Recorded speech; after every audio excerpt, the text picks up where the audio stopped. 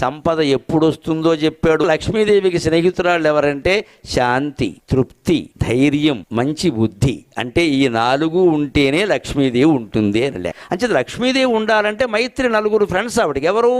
శాంతి. నువ్వు ముందు శాంతంగా ఉన్నావా? పొగరెక్కి మాట్లాడుతున్నా 4 డబ్బులు రాగానే అవన్నీ పట్టుకోలే. అందులో నాడమంత్రపు చీర వస్తే అసలే పట్టుకోలే. అంతేకాదు శాంతియు తుష్టియును. సంతృప్తి ఉందా? కోట్లు సంపాదించావు. సంతృప్తి ఉండాలి. సంతృప్తి లేకపోతే సంపద ఉండదు, పోతుంది. ఎందుకని?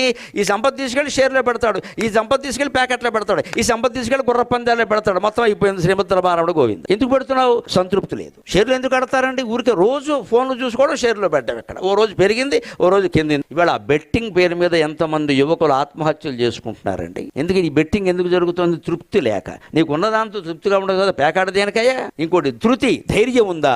డబ్బులు పోగానే పిరికితనమయ్యే, మళ్ళీ ఎవరిని మోసం చేద్దాం. అంటే ధైర్యం అంటే ఏమిటి? కేవలం తట్టుకోవడం, నిలబడగలగాలి.